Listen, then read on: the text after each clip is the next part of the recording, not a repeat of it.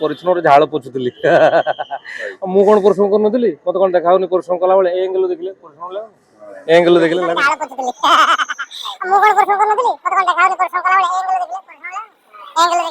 ଯିବେ ନାହିଁ କେମିତି ଯେ ସେ ଯିବେ ନା ଅଲବତ ଯିବେ ସେ ସମୟ ବାହାର କରିବ ତାପରେ ଆମର ଏଟା ଦୀପାବଳି ଟାଇମ ରହୁଛି ନା ଇଆଡେ ଘର ଝରାବତୀ ବମ୍ ଫୁଟେଇବେ ସିଆଡେ ଯାଇକି ସିନେମା ହଲ୍ ଭିତରେ ଲଢେଇ କରିବେ ଲଢେଇ ପୁରା ସେଟା ପରମାଣୁ ବୋମା ଫୁଟିବ ସିଏ ଲାଗିଲାନି ଆମେ ବାହାରକୁ ଯାଇଥିଲୁ ବୋଲି ଲାଗିଲା ଆମେ ଆମ ଘରର ପରିବାର ଭିତରକୁ ଯାଇଥିଲୁ ମତେ ଲାଗିଲା ମୁଁ ପଡିଶା ଘରକୁ ପଳେଇଛୁ ବୋଲି କାହିଁକି ସେଠି ଲୋକମାନଙ୍କର ଏତେ ଭଲ ପାଇବା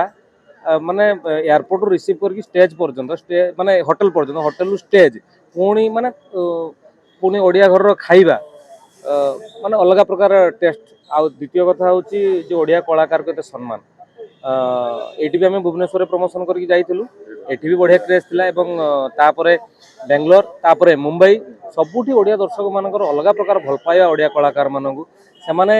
ପୁରା ଏକ୍ସାଇଟେଡ୍ ହେଇକି ଥିଲେ ରାତି 10ଟା ବର୍ଷା ଛେଚୁଥିଲା ତାପରେ ବି ଷ୍ଟେଜ୍ ପାଖରେ ଥିଲେ ଏବଂ ଟିଜରକୁ ପୁରା ବଢ଼ିଆ ସେ ଦେଖିଲେ ମଧୁମଖା ମହିଷୀ ଯେଉଁ ଆମ ଗୀତ ରିଲିଜ୍ ସେଟା ବି ଦେଖିଲେ ଦେଖି ସାରିଲା ପରେ କହିଲେ ଯେ ଆଉ ଗୋଟେ ସୁନ୍ଦର କଥାଟା ସେମାନେ କହିଲେ ଯେ ଯାହା ହଉ ଆପଣ ପୁରୁଣା ଷ୍ଟାରକାଷ୍ଟକୁ ରିପିଟ୍ କରିନାହାନ୍ତି ମାନେ ଲିଡ୍ କ୍ୟାରେକ୍ଟରରେ ଯେଉଁ ମାନେ ଧାରା ଚାଲିଥିଲା ସେ ଧାରାରେ ପରିବର୍ତ୍ତନ ଆଣିଛନ୍ତି ଅଶୋକ ସାର୍ ଯେ ନୂଆ ହିରୋ ହିରୋଇନକୁ ନେଇକି ଷ୍ଟାରକାଷ୍ଟ କରିଛନ୍ତି ଟୋଟାଲି ହିଁ ନାହିଁ ନୂଆ ଓଡ଼ିଆ ମୌଳିକ ଘରର କାହାଣୀ ଆଉ ମାନେ ସାଙ୍ଗମାନଙ୍କ ଭିତରେ କାହାଣୀ ଫାଇଟ୍ ଟିଲ୍ ଡେଥ୍ ଲଢ଼େଇ ଆଉ ବହୁତ ବ୍ରହ୍ମପୁରର କଳାକାର ବି ଆ ଭିତରେ ଅଛନ୍ତି ସମସ୍ତେ ମୋର ଯୋଡ଼ି ମଧୁ ବି ସେଥିରେ ଅଛି ବଢ଼ିଆ ହେଇଛି ସିନେମାଟା ଷ୍ଟୋରି ବହୁତ ସୁନ୍ଦର ହେଇଛି ସେଥିପାଇଁ ଲୋକ ନିଶ୍ଚିତ ଥରେ ହଲ୍କୁ ଆସିଲା ପରେ ସେଇମାନେ ହିଁ ପ୍ରମୋସନ କରିବେ ଯେ ନାଇଁ ଆମେ ଲଢ଼େଇ ସିନେମା ଯାଇଥିଲୁ ଦେଖିବାକୁ ଅତି ସୁନ୍ଦର ହେଇଛି ସିନେମାଟା ଲଢ଼େଇ ଆମେ କାହାରି ସହିତ କରୁନୁ ଆମେ ଯାଇଥିଲୁ ବନ୍ଧୁତ୍ୱର ହାତ ବଢ଼େଇବା ପାଇଁ ବନ୍ଧୁତ୍ୱ ସ୍ଥାପନ କରିବା ପାଇଁ ସେଇ ଆଖିରେ ଲଢ଼େଇ ଏବେ ତ ହିରୋଇନ କହିଲା ଆଖିରେ ଲଢ଼େଇ ଓ ସେ ହିରୋଇନ ଯେତେ ଜାଗାରେ ଠିଆ ହେଇଛି ଟକା ପୁରା ବୟାର ହେଇଛନ୍ତି ପୁରା ହଁ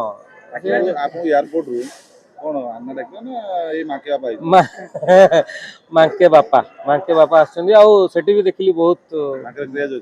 କ୍ରେଜ୍ ଅଛି ସମସ୍ତଙ୍କର ହଁ ନିଶ୍ଚିତ ଆଉ ବହୁତ ସାରା ଭଲ ପାଇବା ବି କାହିଁକି ଆଣିଲେନି ମାଙ୍କେକୁ ମୁଁ କହିଲି ଏଇଟା ପଚାର ଡିରେକ୍ଟର ଅଶୋକପତି ସାର୍ ସେ କାହିଁକି ମାଙ୍କେକୁ ସିନେମା ରଖିଲେନି ଯଦି ମାଙ୍କେକୁ ରଖିଥାନ୍ତେ ତାହେଲେ ମାଙ୍କେ ବି ଆସିଥାନ୍ତା ତେଣୁ ନିଶ୍ଚିତ ଆମେ ଆସିବା ଆଉ ମାଙ୍କେ ନଥିଲେ ବି କିଛି ଅସୁବିଧା ନାହିଁ କିନ୍ତୁ ସିନେମାଟା ବହୁତ ସୁନ୍ଦର ହେଇଛି ସେଥିପାଇଁ ଏତେ ସାରା ଖର୍ଚ୍ଚ ବାର୍ଚ୍ଚ କରିକି ପ୍ରୋଡ୍ୟୁସର ନେଇକି ଯାଇକି ବାହାର ଷ୍ଟେଟ୍ରେ ପ୍ରମୋସନ କରିକି ଆସିଲେ ଯେ ଓଡ଼ିଶାରେ ତ ସିନେମା ଚାଲିବ ବାହାର ଷ୍ଟେଟ୍ରେ ବି ଯେଉଁ ପ୍ରବାସୀ ଓଡ଼ିଆ ମାନେ ଅଛନ୍ତି ସେମାନେ ମଧ୍ୟ ଆମ ଓଡ଼ିଆ ସିନେମାକୁ ଦେଖନ୍ତୁ ଆଉ ଆମେ ସେଠି ପହଞ୍ଚିଲା ପରେ ଲାଗିଲା ଯେ ନା ଆମେ ଗୋଟେ ଭଲ ଜାଗାକୁ ଆସିକି ପହଞ୍ଚୁ ପରିବାର ଭିତରେ ଅଛୁ ନିଶ୍ଚିତ ମିଳିବ କାହିଁକି ୟା ଭିତରେ ବହୁତ କଠିନ ପରିଶ୍ରମ କରିଛି ଆମର ହିରୋ ଯିଏ ଲୋହିତ ବହୁତ ପରିଶ୍ରମ କରୁଛି ହିରୋଇନ ଅଭିଲିପ୍ସା ବହୁତ ପରିଶ୍ରମ କରୁଛନ୍ତି ଆଉ ଇଚ୍ ଆଣ୍ଡ ଏଭ୍ରି କଳାକାର ସମସ୍ତେ ତାଙ୍କର ଜି ଜାନ୍ ଲଗେଇଛନ୍ତି ଗୋଟେ ନୂଆ ଷ୍ଟାରକାଷ୍ଟକୁ ନେଇକି ଫିଲ୍ମ ହିଟ୍ କରିବା ଏତେ ସହଜ କଥା ନୁହେଁ କିନ୍ତୁ ଅଶୋକ ସାର୍ ସେ ରିସ୍କ ନେଇଛନ୍ତି ହ୍ୟାଣ୍ଡସ୍ ଅପ୍ ଆଉ ଧନ୍ୟବାଦ ଦେବି ଅଶୋକ ସାର୍ ମୋତେ ପୋଲିସ କ୍ୟାରେକ୍ଟରରୁ ବାହାର କରିକି ଗୋଟେ ଅଲଗା କ୍ୟାରେକ୍ଟର ଦେଇଛନ୍ତି ଥ୍ୟାଙ୍କ ୟୁ ମୁଁ ଆଉ କଣ କରିବି ମୁଁ ସେ ତାଙ୍କ ପରିଚ୍ଛନ୍ନରେ ଝାଳ ପୋଛୁଥିଲି ମୁଁ କଣ ପରିଶ୍ରମ କରୁନଥିଲି ମତେ କଣ ଦେଖା ହଉନି ପରିଶ୍ରମ କଲା ବେଳେ ଏଙ୍ଗଲ ଦେଖିଲେ ପରିଶ୍ରମ ଲାଗୁନି ଏଙ୍ଗଲ ଦେଖିଲେ ଲାଗୁନି ଲାଗିବ ନିଶ୍ଚିତ ଯିବେ ନାହିଁ କେମିତି ଯେ ସେ ଯିବେ ନା ଅଲବତ ଯିବେ ସେ ସମୟ ବାହାର କରିବ ତାପରେ ଆମର ଏଟା ଦୀପାବଳି ଟାଇମ ରହୁଛି ନା ଇଆଡେ ଘର ଝରାବତୀ ବମ୍ ଫୁଟେଇବେ ସିଆଡେ ଯାଇକି ସିନେମା ହଲ୍ ଭିତରେ ଲଢେଇ କରିବେ ଲଢେଇ ପୁରା ସେଟା ପରମାଣୁ ବୋମା ଫୁଟିବ ସିଏ ଜୟ ଜଗନ୍ନାଥ।